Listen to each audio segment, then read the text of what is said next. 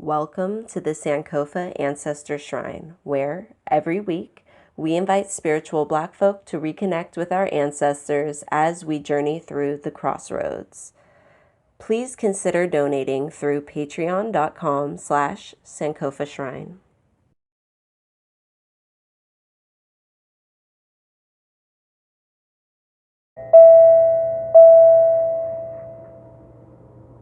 Ancestors, we wanted to reach out today to connect with our ancestral forces, to remember the power that we have, even as we may face stagnation, even as things may not change, even as we change.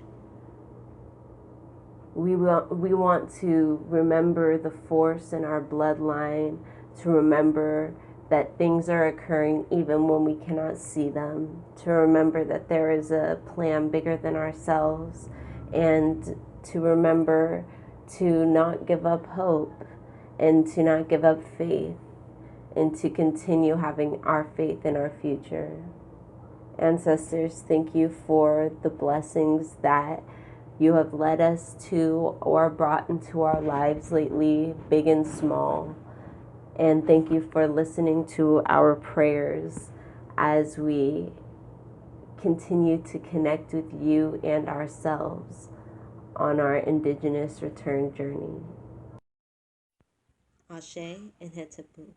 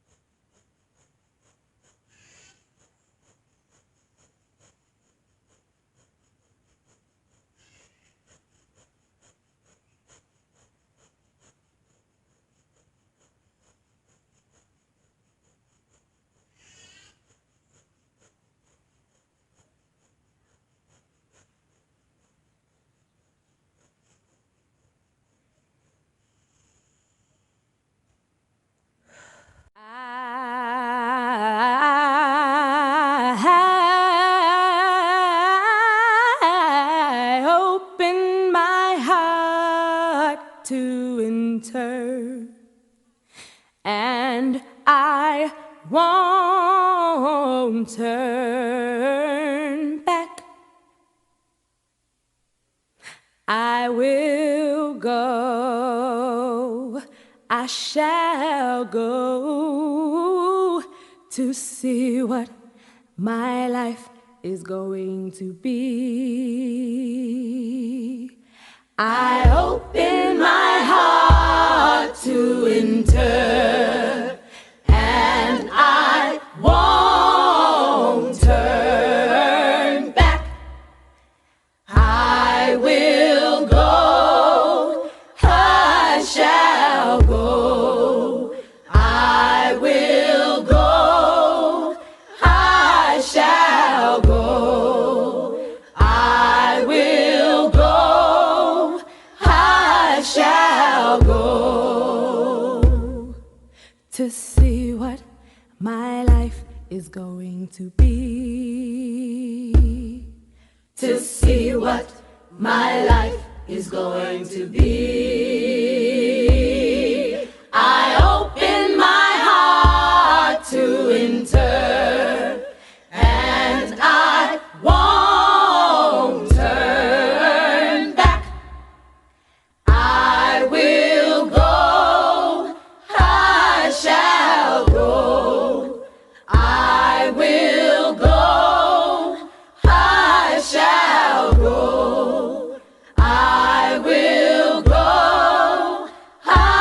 shall go to see what my life is going to be. To see what my life is going to be. I open my heart to enter, and I won't turn back. I will go, I shall go. I will go, I shall go. I will go, I shall go to see what my life is going to be. To see what my life is going to be. I open my heart to enter, and I won't turn back.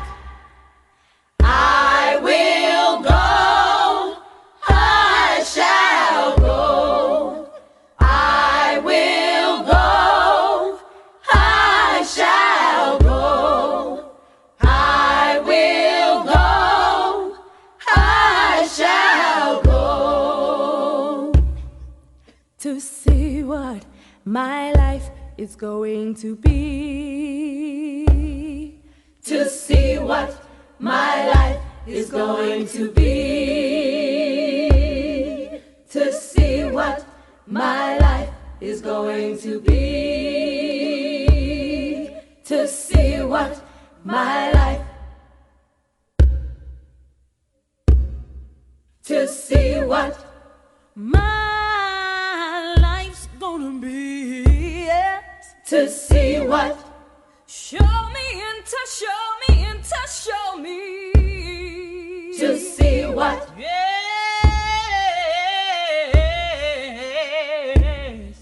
To see what my life. What's it gonna be? What's it gonna be? To see what my life. What's it gonna be? What's it gonna be? To see what my life. What my life is gonna be. To see what my life is going to be. To see what my life is going to be. To see what my life is going to be.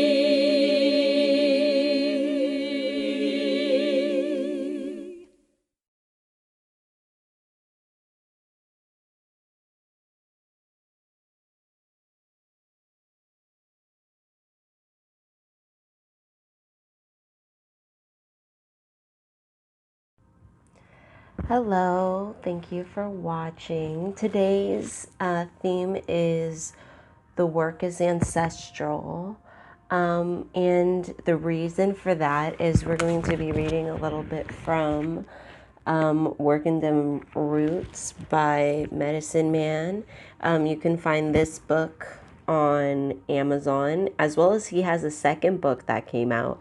I haven't yet gotten my hands on it, but you better believe when I do, we will be reading from that one as well. Medicine Man is definitely the truth. He teaches in South Carolina and online. But we're going to be going to chapter 2, page 2 of chapter 2. So let's see, that's page 18. I'm reading through to page 22 if you have the book. Let's see, he says,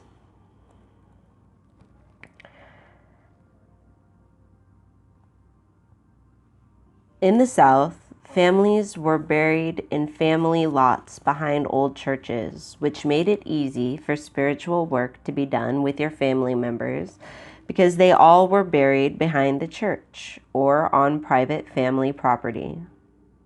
This allowed certain pockets of Black populations to preserve more of their ethnic teachings than others, who were totally assimilated into American multiculturalism. The question is often asked, how do I work hoodoo? This is a million-dollar question. Our tradition of root working is more ancestral than what others would give it credit for. The first line of communication in root working is the ancestors. Through this process is where our ancestors created systems of spirituality that supported their political objectives. This is the heart of what African American root working is, working with African American ancestors. So I think this is such a wonderful, he says it so simply, doesn't he? That, that's the first step. That should be our first plan, is to work with the ancestors, to consult the ancestors, because that requires nothing else at all except us taking the time to do it. Us taking the time to change the water on the altar, or put up a candle. I mean, even if you don't have the candle or you don't have the water, taking the time to pray, to meditate, to consult. These are all different ways that you can talk to the ancestors with not a penny in your pocket. Now, this next part that he gets into, I think, is also very important. He says, in many other cultures and spiritual traditions, it is taught that a practitioner should connect with an older spirit or ancestor. In our spiritual thinking, the closest ancestors who walked with you in life are the same ones who walk with you in death. These ancestors become your guardians, and by communicating with them directly, you are giving yourself access to the past, present, and future. I think this was a very important thing to note, as because often even people who say like, oh, I have nobody, or everybody died when I was younger, blah blah blah, there's those people still knew who you were, and they were a lot more adult than you. Just because you didn't know them doesn't mean they didn't know you, in the same way children, but there's a good chance when they're an adult they're not going to remember you. These spirits live in realms where there is no time. When I say spirits live in a realm where there is no time, what I mean is that the measurement of time is purely a human creation, designed to calculate the distance between events. In death, there is no need to calculate what time you need to wake up in the morning, because you will no longer have the need to sleep. All the human constraints are removed from a person when they die, and the need to calculate time is among them. The primary reason our ancestors communicated with their dead relatives was to build the type of connection in death that they had in life. This will enable them to receive high levels of information from their relatives that under no other circumstances they wouldn't have been able to receive. The core of ancestral communication is to have access to the future, right? I think that was such an important thing for him to say too, because a lot of us, I do think, get caught up in the past, because we're caught up in mourning, we're caught up in the loss, we're caught up in what we no longer have, what could have been. What the earth, the planet's nature could have been had we all stuck by our indigenous nature venerating religions, what community could be, what the issues with trafficking and slavery and all those other things could have been, had humanity taken a different route, taken a different religion. But ultimately, what we are talking with our ancestors about is things for the future, things for our personal, immediate future, as well as the future of, the community as a whole, and the movement, the religion, what have you. This access enabled you to defeat obstacles that stand in your path. Having a strong connection with your ancestors will afford you warning, guidance, and most will be able to receive visions or premonitions. This type of premonition is what's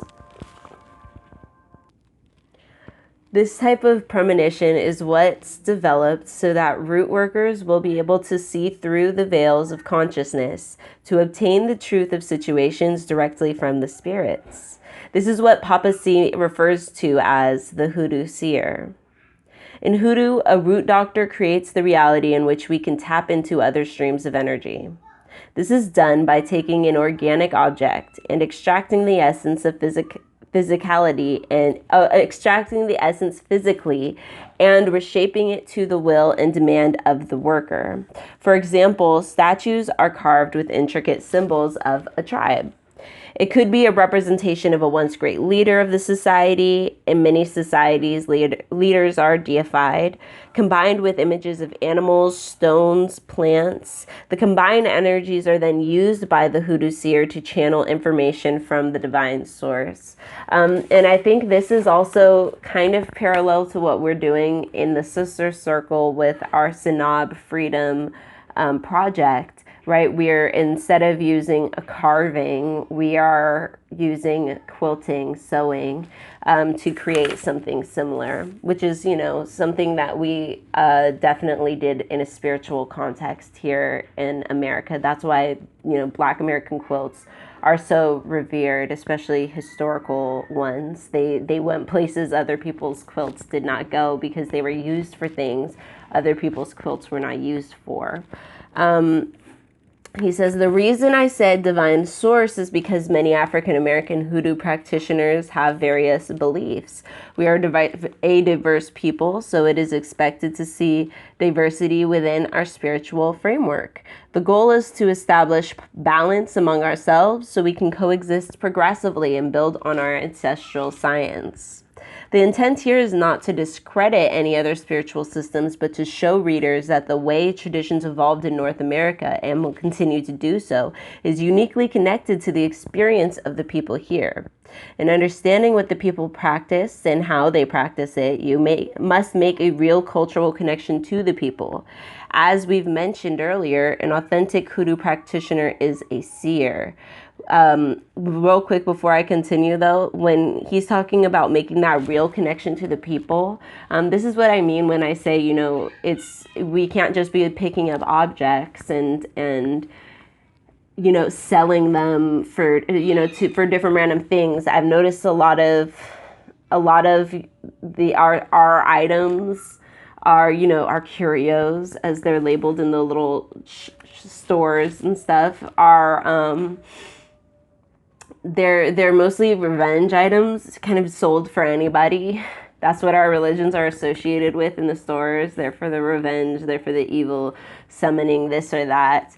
And it's just kind of like, you know, you buy this doll and these pins and you're in. That's all it took, was to use these items. But there's no cultural connection to the items. There's no cultural connection to any of it beyond the American multiculturalist belief of, you know the backstory and you have an item in your hand, therefore you're somehow connected to that tradition. When in fact, you know, anyone who's really connected to the culture knows that it's deeper than that. It's more than that. And so he said, as we've mentioned earlier, an authentic Hoodoo practitioner is a seer. We receive messages directly from the spirits that walk with us and shows one how and what they need to use in order to effectively conjure a spirit force. These messages can be received through various means, from dreams, visions, hearing them speak to you, seeing them, etc. The list goes on. Therefore, it's important for the practitioner to meditate, contemplate, pray to his or her ancestors for guidance, and to open the connection between them so that they may be empowered with the forces that support them in their bloodline. But how does one make the initial connection with their ancestors? One way of achieving this is by creating a spirit house vessel. A spirit house is a resting place for the spiritual energy that a root doctor has conjured. This energy can be a raw nature force, the spirit of the dead, various astral spirits, or a combination of many more spirits. The spirits grow with the root doctor as he/she feeds its spiritual energy ritualistically and physically. Spirit houses or vessels should only be made by an experienced Hoodoo practitioner. Conjuring raw energy is a very serious task that requires the skill of spiritually troubleshooting problems when they arise. A person who builds a spirit house with random graveyard dirt and no experience is headed for disaster. Therefore, someone new to the path of hoodoo should have a spiritual advisor to show them the way so they won't become a collector of obstacles by making costly rookie mistakes in their spiritual work. You also need to be taught what preventative measures to take so that you can open all doors for prosperity in your life. Finding a great teacher begins within.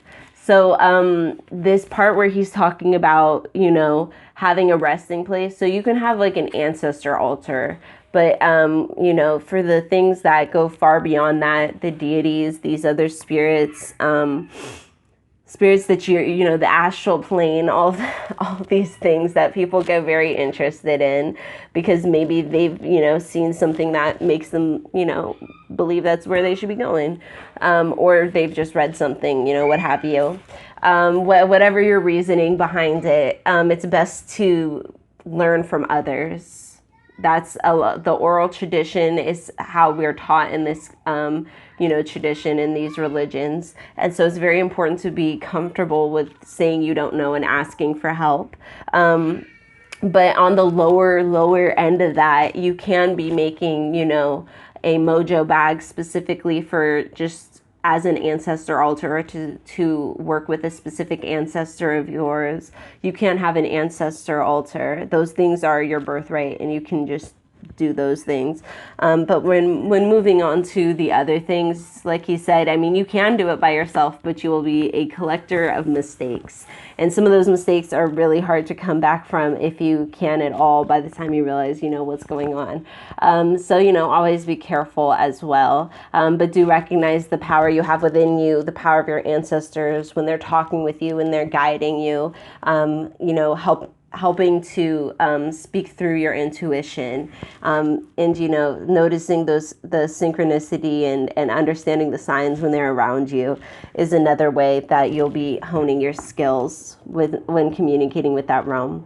So thank you so much for joining us today at the Sankofa Ancestor Shrine.